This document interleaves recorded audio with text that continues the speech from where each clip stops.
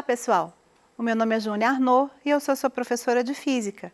Bem-vindos ao Se Liga de hoje. Conosco aqui nós temos a Vânia. Bem-vinda, Vânia! Bom, hoje nós iremos trabalhar mais uma aula de dinâmica.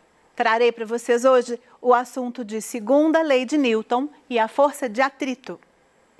Bom, a força de atrito, o objetivo dessa aula é definir a segunda lei de Newton, entender a sua conceituação, a sua formulação matemática, definir as forças de atrito, entender como funciona o coeficiente de atrito e resolver questões que são deste assunto, características do Enem. Vamos lá. Bom, a segunda lei de Newton é chamada de o princípio fundamental da dinâmica. O que a segunda lei de Newton traz para a gente? O seguinte, ela nos mostra que quando você faz uma força em um determinado objeto, essa força provoca aceleração. A aceleração que você faz num determinado objeto faz com que ele se mova desde que você tenha feito uma força sobre ele. Acontece que se você possui dois objetos distintos, e aí você vai pensar que são com massas diferentes, essa força aplicada vai produzir acelerações diferentes. Quanto menor for a massa daquele objeto, se aplicado a mesma força que for em um objeto maior, nós teremos acelerações diferentes, sendo que aquele com menor massa vai possuir uma maior aceleração, certo? Então, a segunda lei de Newton traz exatamente essa relação matemática. O que nós faremos? Nós faremos que a força resultante ou a resultante das forças sobre um determinado objeto será a relação entre a sua massa e a aceleração produzida durante aquele movimento. Bom, nós faremos aqui um paralelo com a força-peso, que é, na verdade, uma formulação muito característica da segunda lei de Newton. Porque a força-peso também, por ser uma força, vai ser regida pela lei matemática de massa vezes aceleração. E aqui nós traremos a aceleração da gravidade, que é 9,8 metros por segundo quadrado. Esse valor constante, que já foi estudado lá na queda livre, ele vai permanecer constante durante o nosso processo. Por isso, o peso pode utilizar a formulação matemática da segunda lei de Newton. Ok.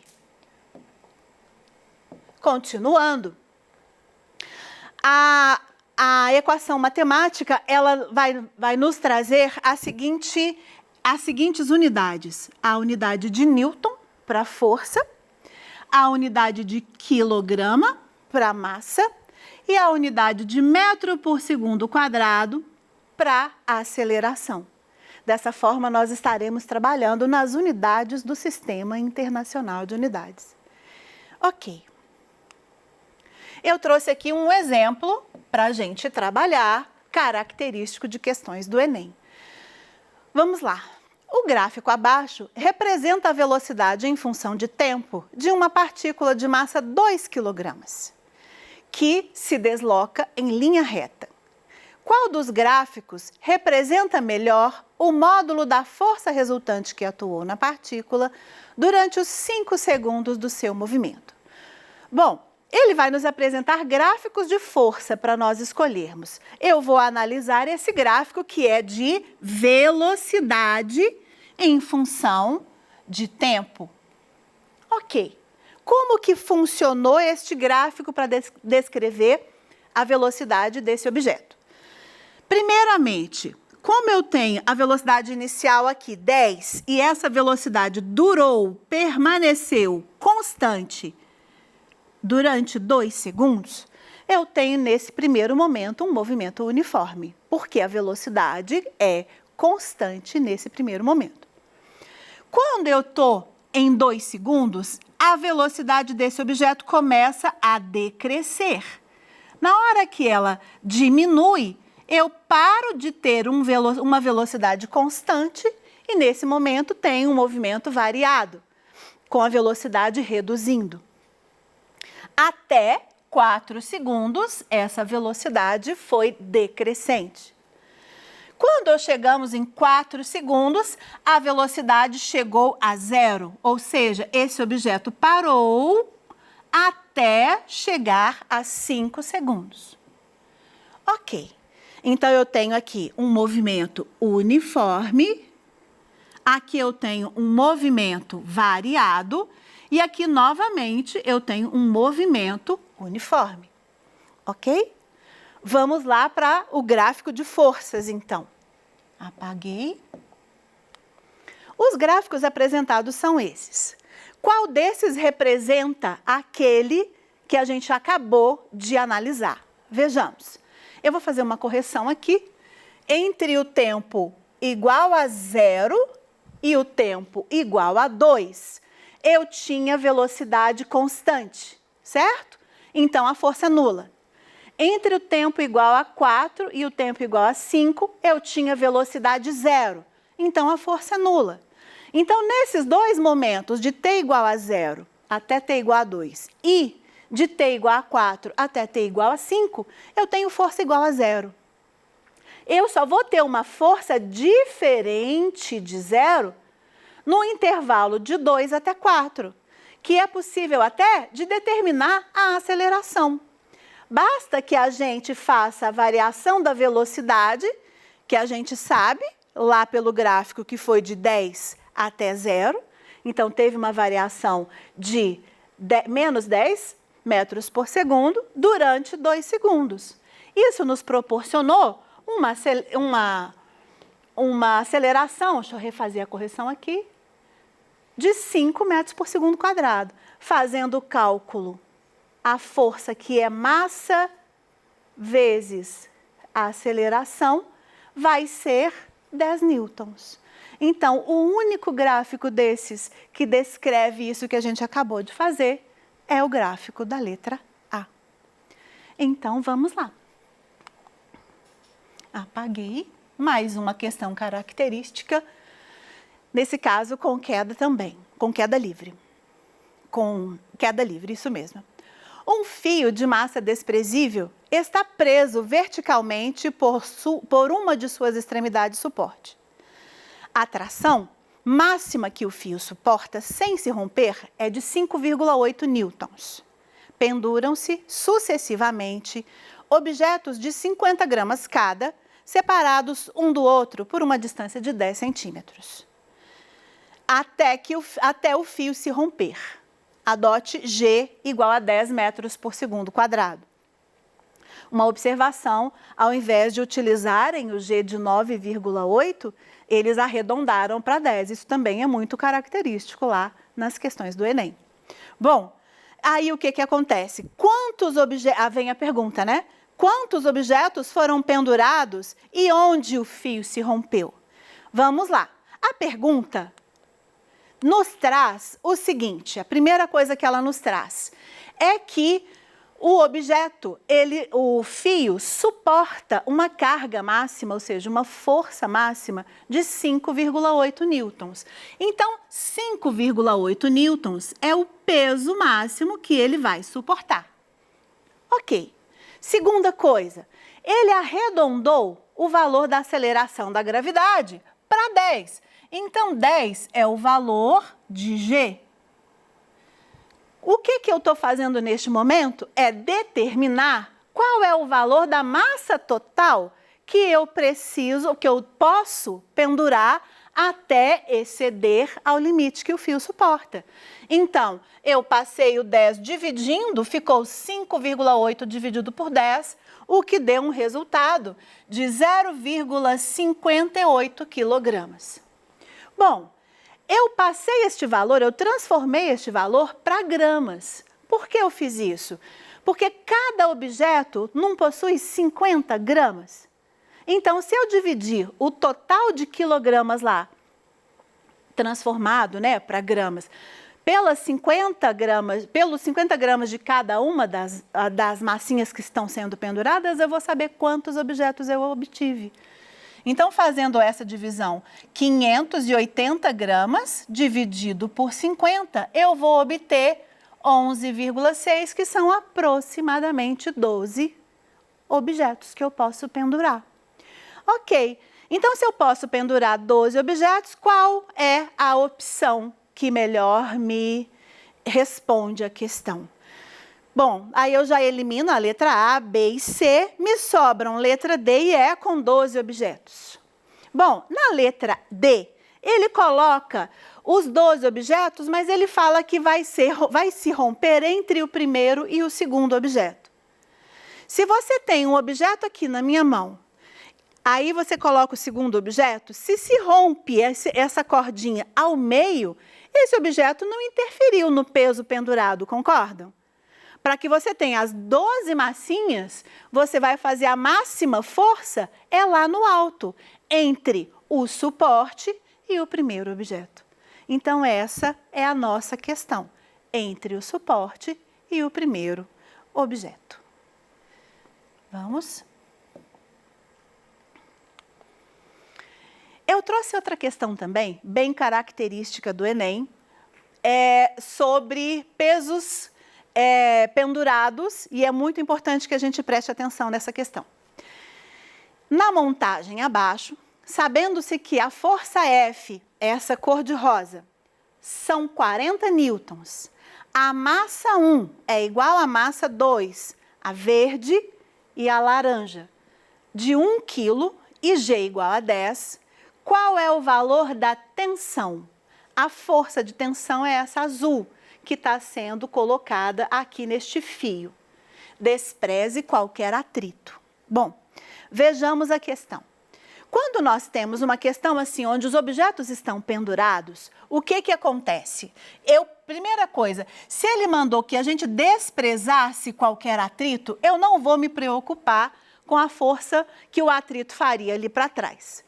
Eu vou me preocupar com qual é a descrição dos objetos que estão aqui nesse momento. Ok. E aí, o que vai acontecer? Bom, vamos lá. Deixa eu apagar. O que vai acontecer? A primeira coisa, eu tenho que determinar, para saber a força de tensão, eu tenho que determinar qual é a aceleração do conjunto. A força de tensão é um tipo de força, então também é regida pela segunda lei de Newton, que é a massa vezes a aceleração. Então, eu preciso determinar a nossa força resultante para que eu consiga a aceleração do conjunto. O que foi feito aqui? Existe aqui uma força que a gente já sabe que foi dada valendo 40 newtons. Não foi dito qual é o peso da nossa caixinha laranja, mas foi dito que ela tinha uma massa de 1 kg. Então, eu calculo o valor dessa força-peso da caixinha 2, e aí vou achar massa vezes aceleração da gravidade, vai dar um valor de 10 newtons.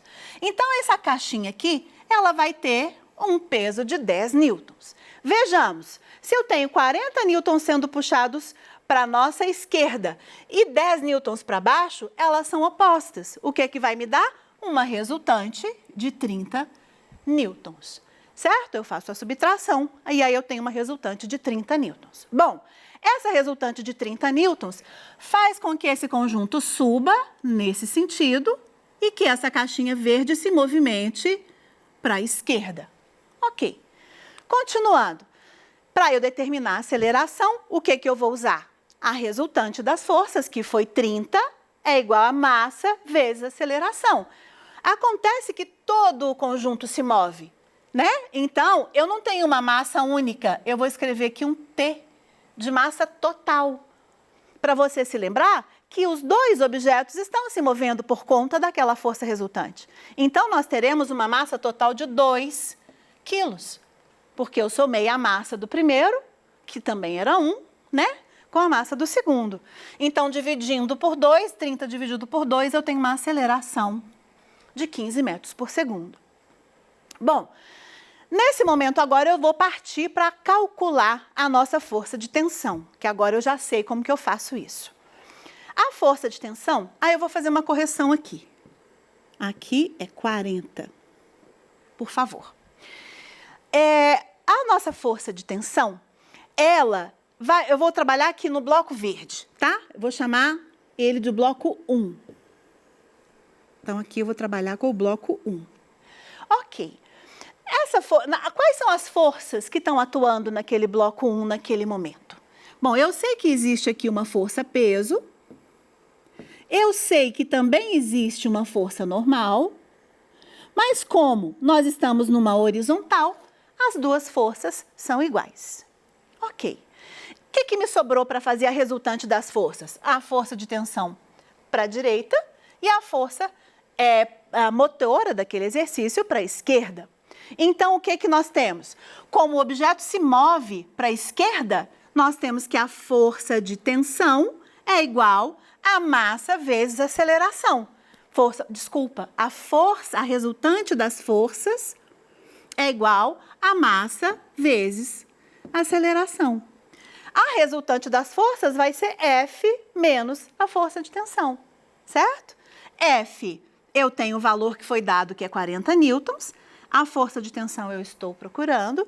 A massa do bloco 1 é 1 kg e a aceleração que nós determinamos é 15 metros por segundo. O que nos dá?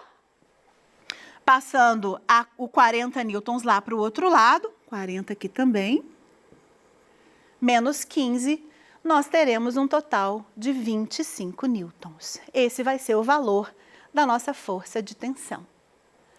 Ok? É isso aí. Bom, eu coloquei aqui a situação em que o cálculo também pode ser feito no bloco número 2. Mas tanto faz a sua escolha, as duas obterão a mesma resposta, tá? Então, eu coloquei apenas a título de informação, você pode escolher ambas para fazer o seu cálculo. Vamos à força de atrito. Bom, a força de atrito, ela tem que ser explicada a partir das irregularidades que existem entre um objeto e a sua superfície de contato. Aquelas irregularidades, se você imaginar, é como se você estivesse olhando no microscópio o chão de uma superfície qualquer e o objeto que está sobre aquela superfície. Aquela superfície, por mais lisa que você possa pensar, no microscópio, quando nós pegamos um zoom dessa superfície, ela sempre vai ter imperfeição. E essas imperfeições é que são as características da força de atrito, tá? Elas é que vão definir o valor da força de atrito.